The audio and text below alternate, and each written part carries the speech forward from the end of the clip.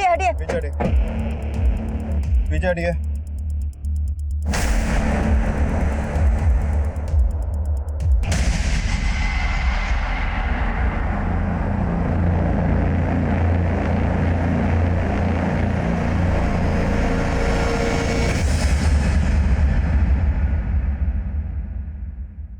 ये बच्ची सुरभि है।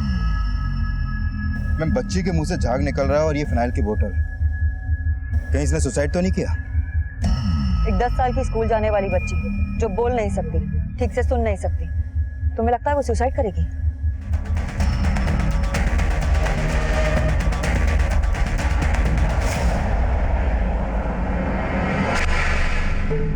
भैया मैं पुणे जाना कैंसिल करता हूँ। नहीं तू अपना काम संभाल, टेंशन मत ले, सुबह मिल जाएगी, उसे कुछ नहीं होगा। हाँ हाँ ओके।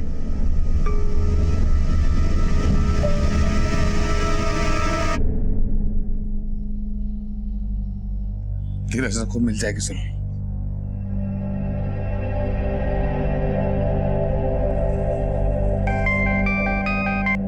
हेलो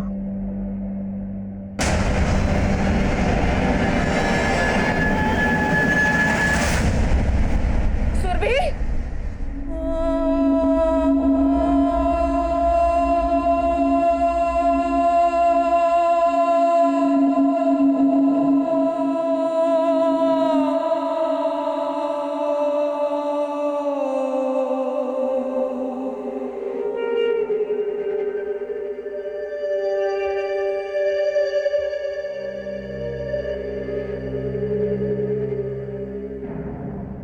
सुरभि सिर्फ 10 साल की थी और आपको लग रहा है कि उसने सुसाइड किया?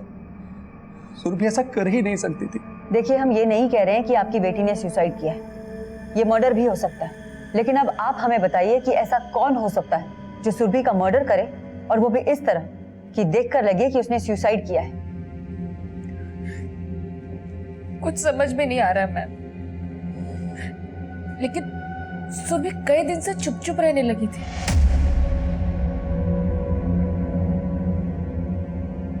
पहले स्कूल से आते गिटार प्रैक्टिस करने लग जाती थी, लेकिन कई दिन से उसने गिटार बजाना भी बंद कर दिया।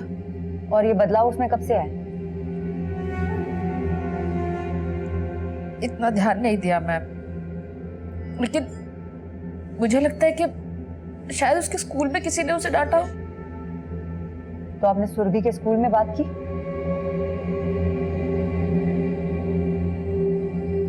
सुरभि के हाव भाव लगातार ये दस्तक दे रहे थे कि एक ऐसा दलदल था जो उसे धीरे धीरे निगलता जा रहा था। खौफ और डर उसके चेहरे पे साफ झलक रहा था, लेकिन उसकी खामोशी में छुपे खौफ की दस्तक को किसी ने महसूस नहीं किया। और अब इस दुखद अंत के बाद ये सोचना शुरू किया गया कि ऐसा क्यों हुआ, एक 10 साल की बेजुबान बच्ची के साथ ऐसा कैसे हो गया।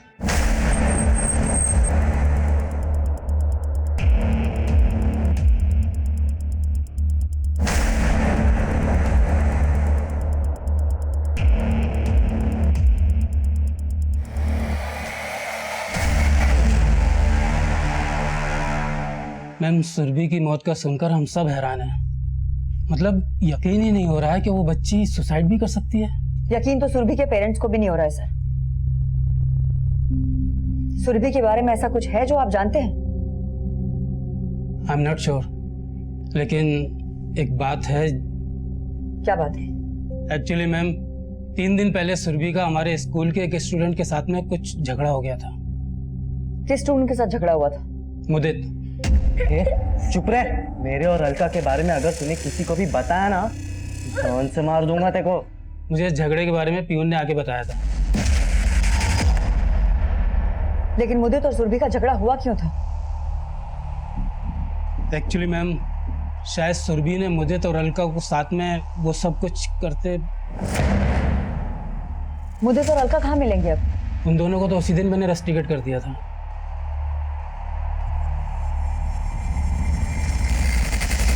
मुदित और अलका की सारी इंफॉर्मेशन निकालो। इन दोनों को रेस्टिकेट करने के ठीक 2 दिन बाद हमें सुरभि की डेड बॉडी मिली है। हो सकता है मुदित ने या इन दोनों ने मिलकर सुरभि से किसी बात का बदला लिया। प्रकाश, स्कूल में बाकी लोगों से भी बात करो, हो सकता है हमें और भी इंफॉर्मेशन मिल जाए। Okay ma'am.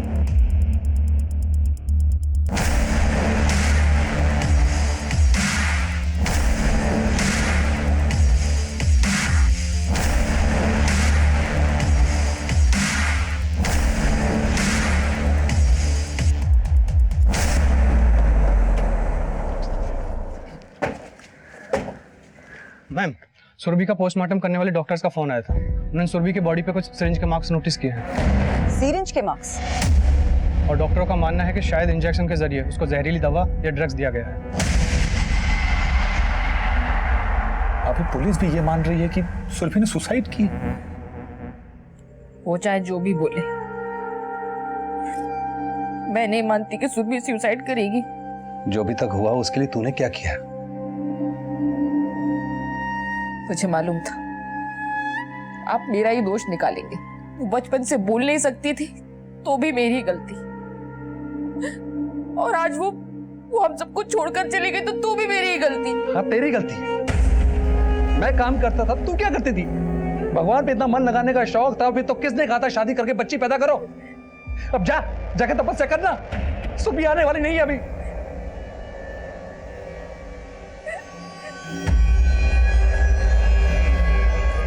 संभालिए अपने आप को आप।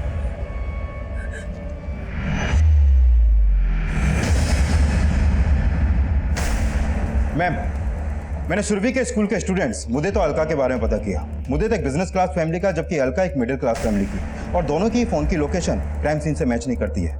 लेकिन मैम, मुझे मुदित पे शक है, क्योंकि मुदित का अलका के अलावा भी कई और लड़कियों से अफेयर है, और वो इस हद तक गिर गया है कि 18 साल की उम्र में ही उसने ड्रग्स लेना शुरू कर दिया है।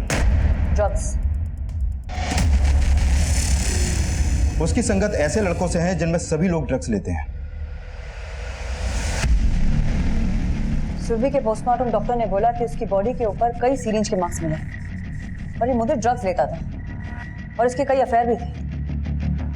तो कहीं ऐसा तो नहीं कि ये सुरभि को ड्रग्स इंजेक्ट करके उसको मोलेस्ट करता हो?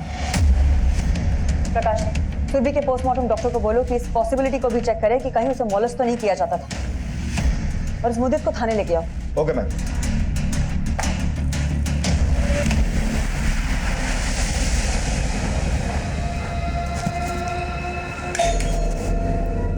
सुन, मालिक जैसा बोले वैसा ही करना, समझी ना?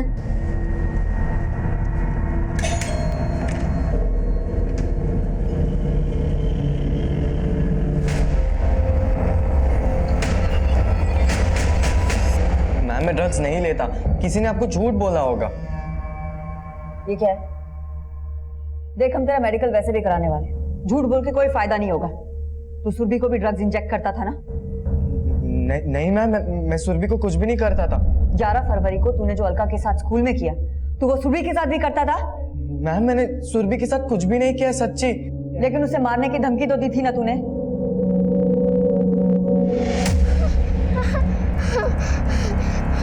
क्या कर रही है?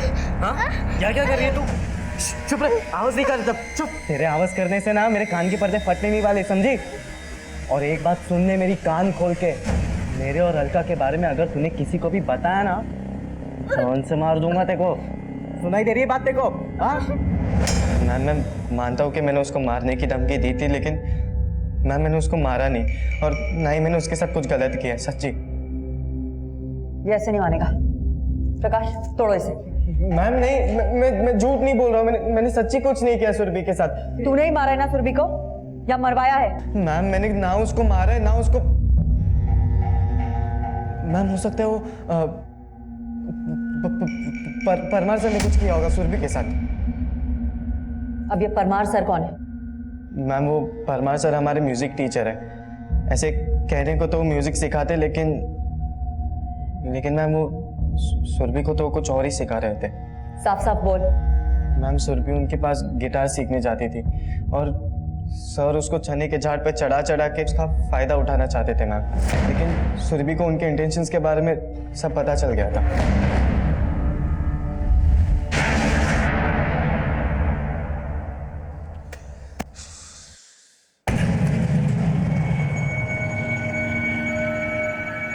गंगा, ए गंगा, इधर आना। गंगा,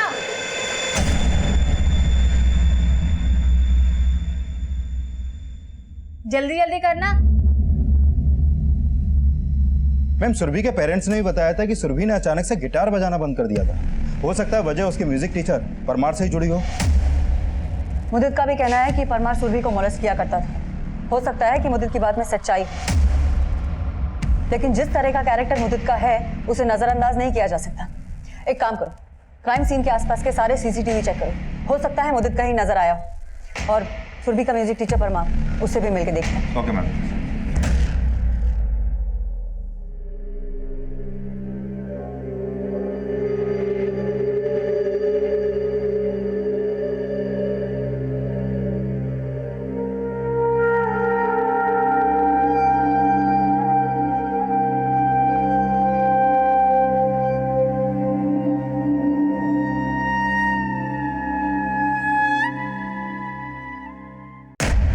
मैम सुरभि बहुत ही हंसमुख और ब्राइट बच्ची थी, और ऐसे बच्चों में म्यूजिक तो गॉड गिफ्टेड होता है। मैं उसे जो भी बताता था वो तुरंत कैच कर लेती थी। मैम मैं तो चाहता था कि सुरभि स्कूल के साथ साथ मेरी म्यूजिक एकेडमी भी ज्वाइन कर ले, लेकिन पता नहीं क्या हुआ, अचानक ही उसका म्यूजिक से इंटरेस्ट उठ गया। म्यूजिक से इंटरेस्ट उठ गया या म्यूजिक टीचर से? मतलब मैं कुछ समझा नहीं मैम। आप सब अच्छे से समझ रहे हैं। हमें पता चला आपके और सुरभि के बीच क्या हुआ था।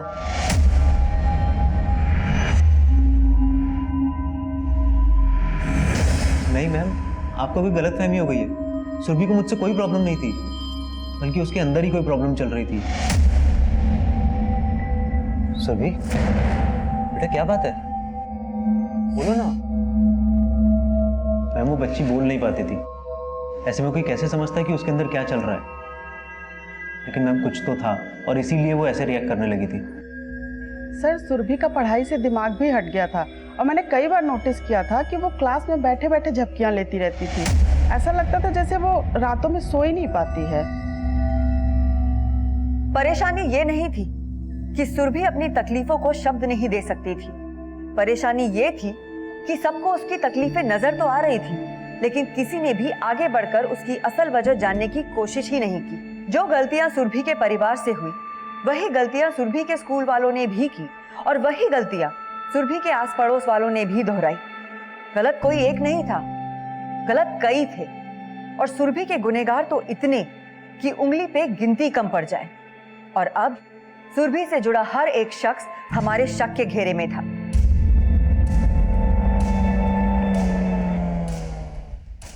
मैम सुरभि और उसकी फैमिली 1 साल पहले ही यहाँ रहने के लिए आए थे। मतलब मैंने जब भी सुरभि को देखा है हमेशा खुश हंसते खेलते देखा है। मेरे बेटे की तो बेस्ट फ्रेंड थी वो। सच कहूँ मैम, हमें तो बहुत तरस आता था सुरभि पे, क्योंकि उसकी माँ का ध्यान सुरभि से ज्यादा पूजा पाठ में था। सर भगवान पे ध्यान लगाने का मतलब ये नहीं है कि अपने बच्चों पे से ध्यान हटा लो। उनकी बेटी यहाँ दिन भर साइकिल चलाती रहती थी और बिल्डिंग से बाहर भी चली जाती थी। सर सुरभि दिन पे दिन बिगड़ती जा रही थी, बच्चों से बहुत झगड़ने लगी थी। एक दिन तो उसने मेरे बेटे बेवान का सर तक फोड़ दिया। हाँ अंकल, एक दिन हम हाइड एंड सीक खेल रहे थे और सुरभि दीदी सबको ढूंढ रही थी। मैंने जैसे ही उसे आउट किया, पहले तो वो डर गई, फिर एकदम से रोने लगी। क्या हुआ सुरभि? सर 4 टाके आए हैं उसको, अभी तक जख्म नहीं भरा। हाँ मैम, सुरभि को बहुत गुस्सा आता था। और बेटा सुरभि को गुस्सा क्यों आता था? मालूम नहीं मैम, लेकिन पहले वो ऐसी नहीं थी। वो हमें हमेशा हंसाती रहती थी।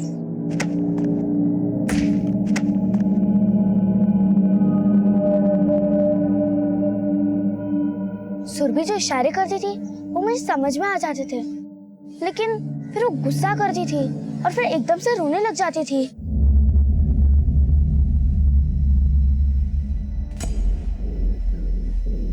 वो मुझे रो रो के कुछ बताना चाहती थी।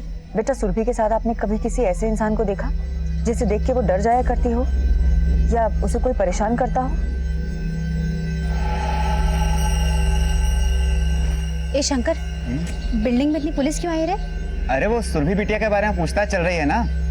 हम मुझसे ही बहुत कुछ पूछा था, तेरे बारे में ही पूछ रही थी। तू भी उनके फ्लैट में काम करने जाती है ना?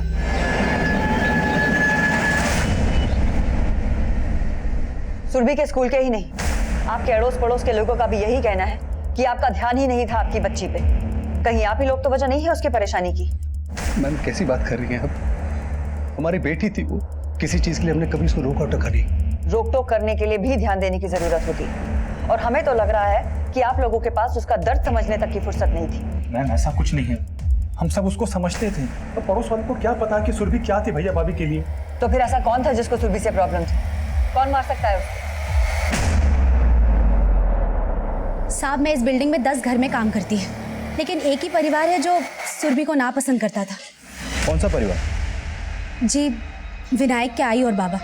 जब सुरभि ने विनायक का सर फोड़ा तो बहुत आग बबूला हुए थे। मैम, मुझे पहले से ही विवान के पेरेंट पे शक था, लेकिन भैया भाभी को लगता था कि प्रॉब्लम शायद स्कूल से जुड़ी है, इसीलिए मैं चुप बैठा हुआ था।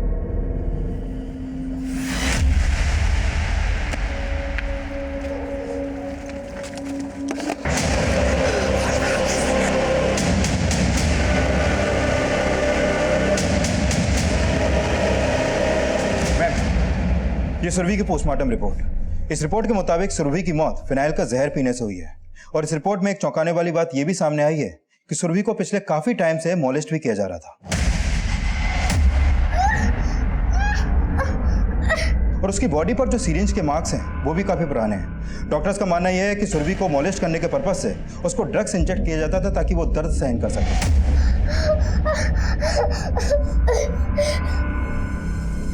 ड्रग्स के डोज की वजह से ही उसको क्लासरूम में नींद आती होगी और ड्रग्स की डोज की वजह से ही दिन ब दिन उसकी एंजाइटी बढ़ती जा रही, इसीलिए उसको अचानक से गुस्सा आ जाता था। मुदित ने बोला था कि मुदित और अलका को एक साथ देखकर वो हिस्टैरिक हो गई थी। उन्हें साथ देखकर उसे जरूर वही सब कुछ याद आया होगा जो उसके साथ में इतने समय से होता आ रहा था। और विवान को भी सुरभि ने पत्थर तब मारा जब विवान ने अचानक से उसे पीछे से आकर छुआ। क्या हुआ सुरभि? एक 10 साल की छोटी सी बच्ची के साथ में इतना सब कुछ इतने लंबे समय से होता आ रहा था और उस बेजुबान का दर्द किसी को नजर नहीं आया। सुरभि के साथ जो कुछ भी हुआ है वो बिल्कुल भी नॉर्मल नहीं था और ये सब उसके पेरेंट्स को ना पता हो, ये बात मेरे समझ में तो नहीं आ रही।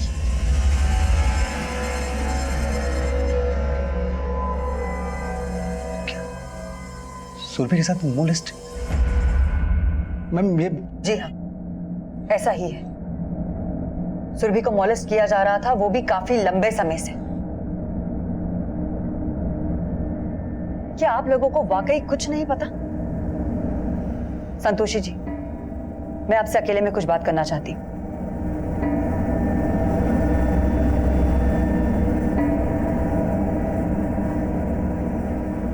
आप माँ हैं सुरभि की, उसके साथ इतना सब कुछ हो रहा था और आपको पता भी नहीं चला। आप सही कह रही है मैम, सब मेरी गलती है। मैं कैसे नहीं समझ पाई उसको? देखिए, आप तब नहीं समझ पाई, लेकिन क्या अब आपको किसी पे शक है?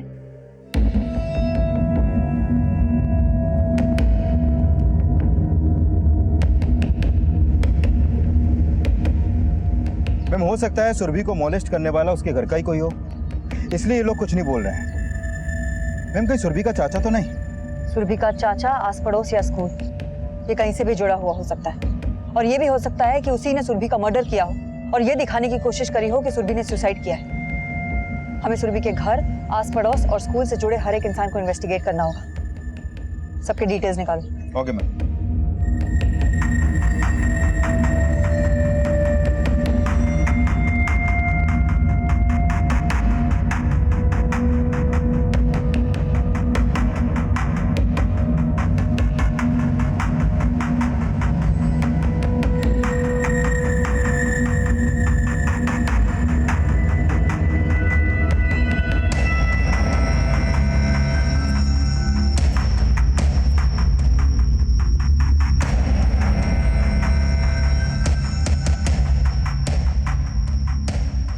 मैम साहब, मेरा सारा काम हो गया, मैं जाऊं?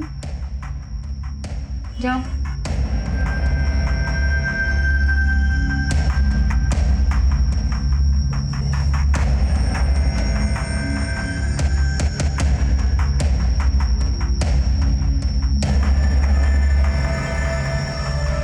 ए लड़की, गंगा, गंगा सुन, इधर इधर सुन, इधर तो गंगा, गंगा, गंगा। मैम, सुरभि जिस बिल्डिंग में रहती थी, मैंने वहां रहने वाले सभी लोगों के फोन नंबर्स और डिटेल्स ले लिए हैं। उस बिल्डिंग में टोटल 150 फ्लैट्स हैं, जिसमें से सिर्फ 25 फ्लैट्स ही ऑक्यूपाइड हैं। सुरभि को साइकिल चलाने का शौक था और 100% वो अपनी सोसाइटी के बाहर भी साइकिल लेके जाती होगी। आसपास की बिल्डिंग्स में भी उसका आना जाना होगा। उसको जानने वाले हर लोगों के बारे में पता करो। Okay ma'am.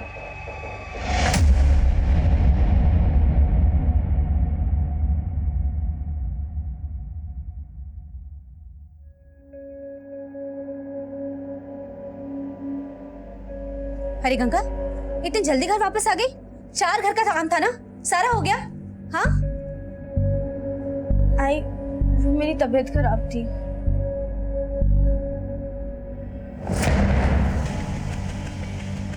गंगा, ये किसने किया? हाँ? बोल, किसने किया ये सब? आई, उसे मार देंगे। कौन मार देगा? किसने किया ये सब? बोल। गंगा, गंगा। मैंने मुदे तो परमार के अलावा सुरभि के स्कूल और बिल्डिंग से जुड़े सभी लोगों के कॉल रिकॉर्ड चेक किए, लेकिन किसी की भी फोन लोकेशन क्राइम सीन से मैच नहीं करती है। और मैंने क्राइम सीन के आसपास की भी सीसीटीवी फुटेज चेक किया। मैम, सुरभि की लाश हमें जिस जगह मिली थी वो जगह यहाँ से सिर्फ आधा किलोमीटर दूर है।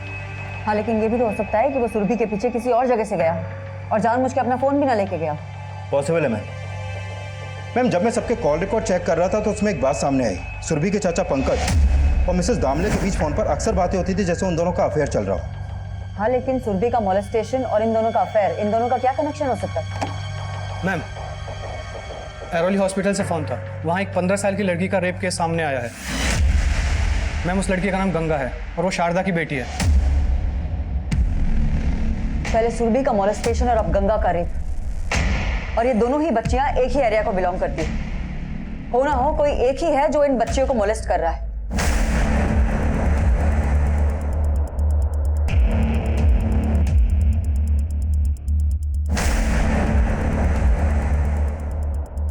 देखिए, पुलिस को इन्फॉर्म करना हमारी ड्यूटी है।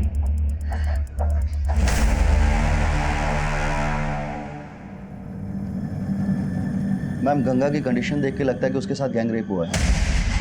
Gang rape? यस मैम, उसके प्राइवेट पार्ट्स पर कई पुरानी इंजरीज के निशान हैं। ऐसा लगता है कि उसे पिछले काफ़ी लंबे समय से मोलेस्ट किया जा रहा था।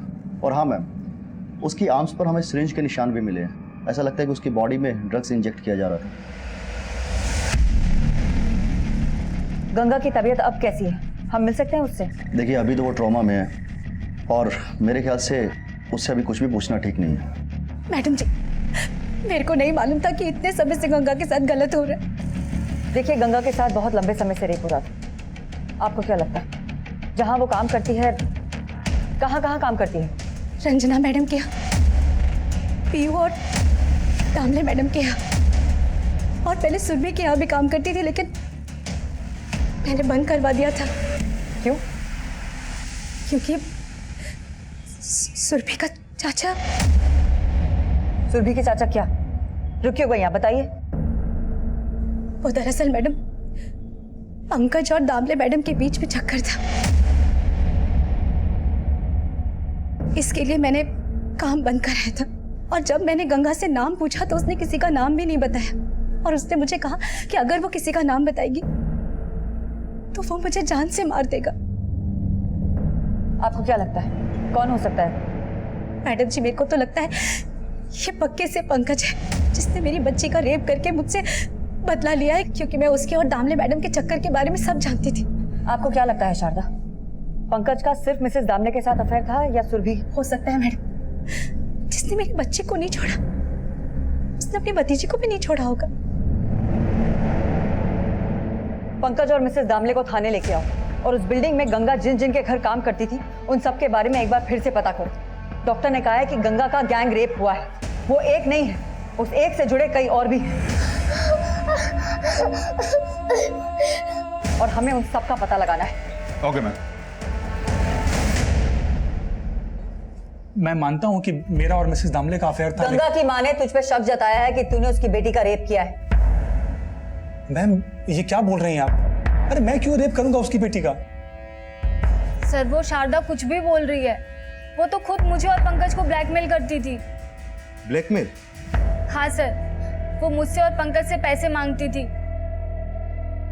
क्योंकि उसने मुझे और पंकज को साथ में देख लिया था। सर, पंकज ने ना सुरभि के साथ कुछ गलत किया है और ना ही गंगा के साथ। ऐसा भी तो हो सकता है कि शारदा की तरह सुरभि को भी तेरे और मिसेस दामले के अफेयर के बारे में पता चल गया हो और उसे खामोश करने के लिए तूने उसे ड्रग्स देने शुरू कर दिए और फिर उसको मोलेस्ट किया और फिर जहर देके उसको मार डाला और इन सब में तेरे दोस्त भी तेरे साथ शामिल थे। क्यों? मैम, आप बिल्कुल गलत समझ रही हैं। अरे मैंने ऐसा कुछ भी नहीं किया है। हो सकता है उस गंगा का रेप उस दामले ने किया हो, क्योंकि उसकी ही बुरी नजर थी उस पर। हाँ सर, मैंने उसे खुद कई बार गंगा पे नजर रखते हुए देखा था। हो सकता है उसकी सुरभि पे भी बुरी नजर हो। मैम, मैंने सुरभि के साथ कुछ नहीं किया, ना गंगा के साथ। मैं तो गंगा से यह पूछने की कोशिश कर रहा था कि जब मैं घर पे ना रहूं तो पंकज, मतलब ये सुरभि का चाचा, मेरे घर पे आता है क्या। मैं गलत नहीं हूं, मैं पंकज गलत है। अब तो गंगा ही बताएगी कि वो पंकज था या दामले। जो भी हैं वो अकेले नहीं, उनसे जुड़े और भी लोग हैं।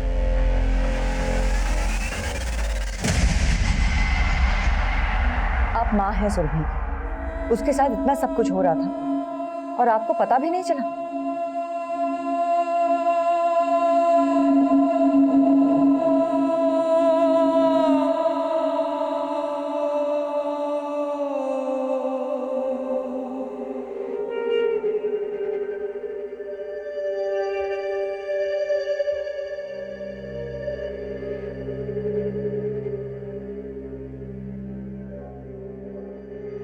मुझे माफ कर देना सुरभि, सारी गलती मेरी ही है। मैं ही तेरा दुख समझ नहीं पाई।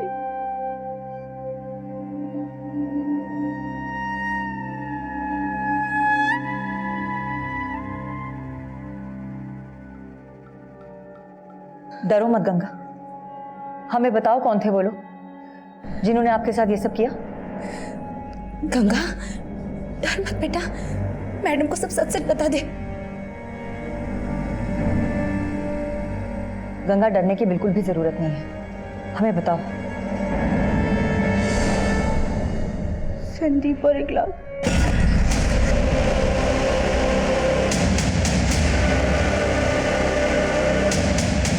मेरे ऐसे वीडियो ना हमारे पास बहुत से हैं, अगर किसी से बोला ना तो इंटरनेट पे डाल दूंगा। इसी वजह से आई को कुछ बता नहीं पाई और इस बार वो एक और आदमी को लेके आए थे, पर मैं उस तीसरे आदमी को पहचानती नहीं हूँ। ये संदीप और इखलाक कहाँ रहते हैं?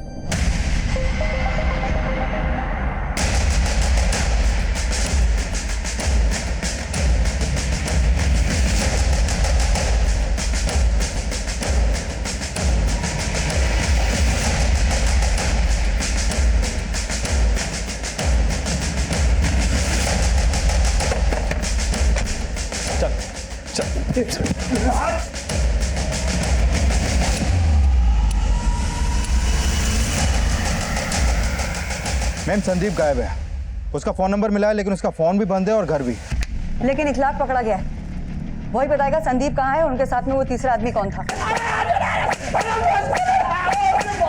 रुक जा, चल बोल, बता सब कुछ। मैम, वो विशंबर ही था, मगर संदीप के बारे में मुझे मालूम नहीं। नहीं मालूम तुझे? हाँ, नहीं मालूम? ये ऐसे नहीं बोलेगा, और मारो इसको।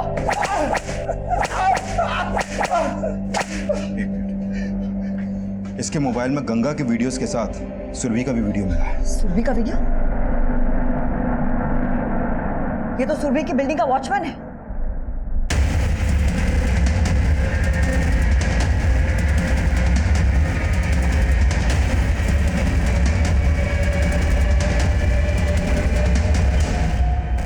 मैम, इसमें सुरभि की और भी वीडियोस हैं।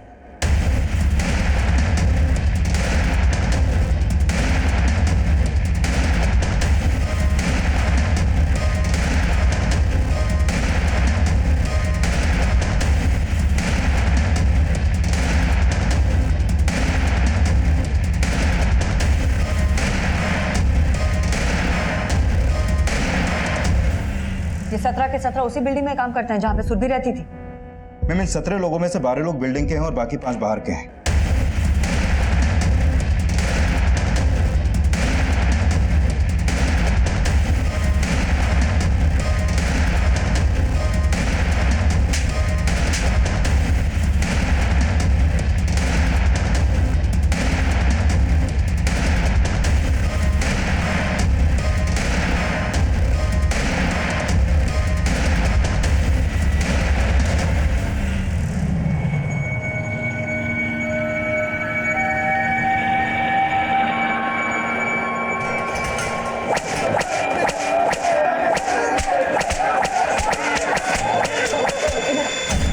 बता कब से कर रहे थे इतनी छोटी बच्चे के साथ में ये सब, और किसने शुरू किया तुम में से?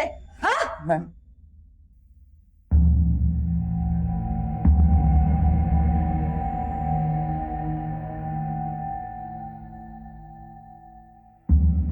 सुरभि और उसके माँ बाप जब से यहाँ रहने आए तब से मेरी निगाह सुरभि के ऊपर थी, और जब मैंने ये देखा कि सुरभि बोल नहीं पा रही है तो मैंने उसका फ़ायदा उठाना चाहा।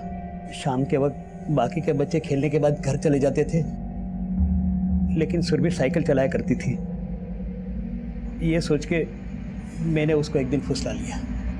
कैसी हो बेटा? हाँ बेटा, हमारे पास एक बहुत अच्छी चॉकलेट है, खाओगी?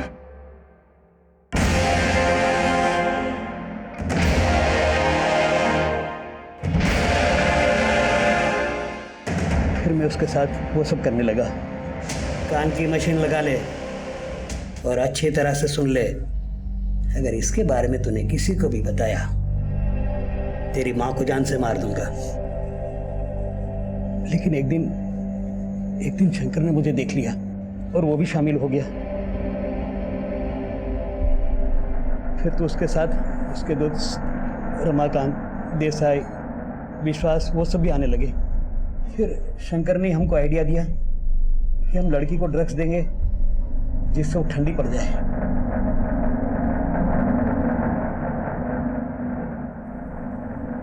मैम हम लोग पहले उसे ड्रग्स देते थे, फिर एक दूसरे का वीडियो बना लेते थे ताकि कोई किसी के खिलाफ कुछ बोल ना पाए।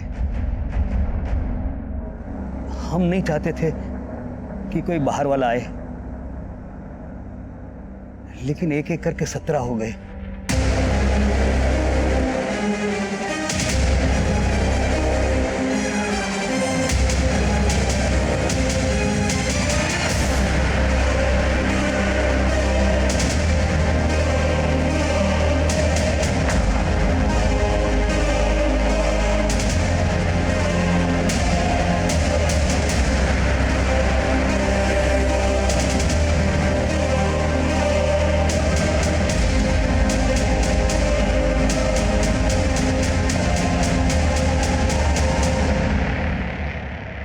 हम बार बार उसको ड्रग्स देते रहते थे और फिर वो पगलाने लगी थी।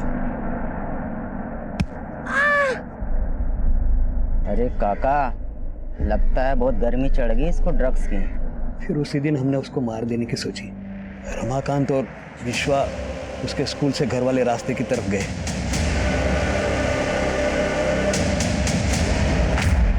हमने सोचा था लोग ये समझेंगे कि उसने तंग आकर आत्महत्या कर ली। तुम्हें क्या लगा एक मासूम बेजुबान बच्ची के साथ ये सब करके तुम बच जाओगे?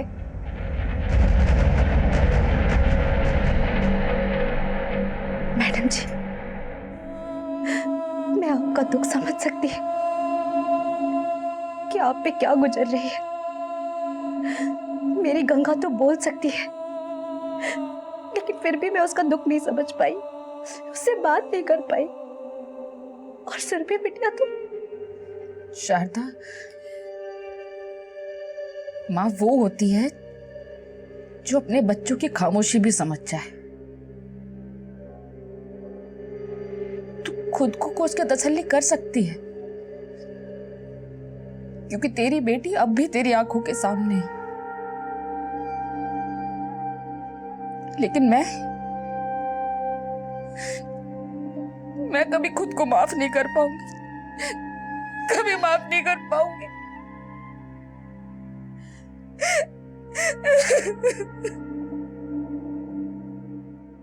गंगा और सुरभि जैसे बच्चे अक्सर ऐसे क्रिमिनल्स के सॉफ्ट टारगेट बन जाते हैं, लेकिन ऐसे क्रिमिनल्स को बढ़ावा हमारी लापरवाही ही देती है। सुरभि की हाउसिंग सोसाइटी में काम करने वाले लोगों का जब हमने बैकग्राउंड खंगाला, तब हमें पता चला कि उनमें से कई लोगों को बिना डॉक्यूमेंटेशन और वेरिफिकेशन के काम पे रख लिया गया था।